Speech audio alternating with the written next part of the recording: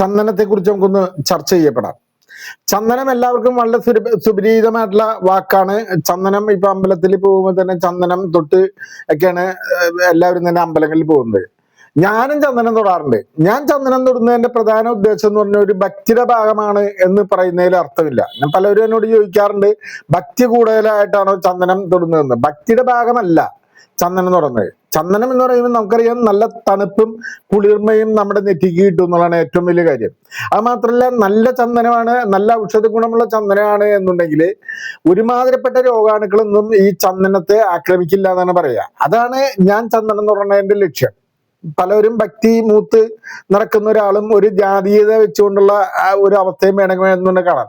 അപ്പൊ ചന്ദനത്തിന്റെ അവസ്ഥ ഇതാണ്. ചന്ദനം വളരെയധികം ഔഷധ മൂല്യമുള്ള മരമാണ്. അത് നമ്മൾ പരമാവധി സംരക്ഷിക്കപ്പെടണം. ഇതിന്റെ ഫാമിലി സൻഡാലേസി എന്ന് പറയുന്നതാണ് ശരിക്കും ഇതിന്റെ ഫാമിലി.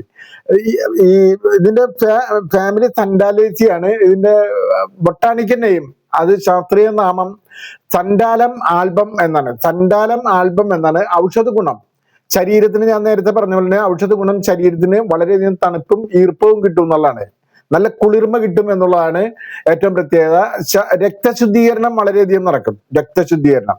അതുപോലെ തന്നെ മൂത്രതടസ്സം, അത് ഈ ചന്ദനത്തിന്റെ കാതിലെടുത്ത് അരച്ച് അതിനെ ചന്ദന തൈലമായി ഉപയോഗിക്കുന്ന മൂത്രതടസ്സം ഒരു പരിധിവരെ മാറും. അതേപോലെ അർശസ് രോഗത്തിന് വളരെ അത്യുത്തമമാണ്, അർശസ് രോഗത്തിന്. പിന്നെ ഔഷധയോഗ്യ ഭാഗങ്ങൾ വേരും തടിയാണ് ഔഷധ യോഗ്യ ഭാഗങ്ങൾ അതിന്റെ. പിന്നെ കുട്ടികളിലുണ്ടാകുന്ന ഛർദി പോലെയുള്ള വെള്ളച്ചന്ദനം അരച്ച് വെള്ളത്തിൽ കൊടുക്കുകയാണെന്നുണ്ടെങ്കിൽ ഒരു പരിധിവരെ നമുക്ക് കുട്ടികളുടെ ഛർദി നിൽക്കും എന്നാണ്.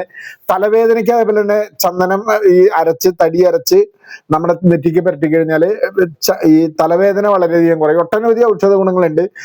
കൂടുതൽ അറിയുന്നതിന് വേണ്ടിയും നിങ്ങൾ ആയുർവേദ ഡോക്ടറെ സമീപിക്കുകയും അത് കൂടുതൽ അറിയണമെന്നുണ്ടെങ്കിൽ അങ്ങനെയുള്ള ഒരു രീതിയാണ്. നമ്മൾ ചെറിയ അറിവുകൾ മാത്രമാണ് അത് പകർന്നത്. വിദഗ്ധ കാര്യത്തിന് വേണ്ടി ആയുർവേദ ഡോക്ടറെ സമീപിക്കണമെന്ന് അഭ്യർത്ഥിക്കുകയാണ്. ഞാൻ Sivadasan, net one struggle media. Okay, thank U.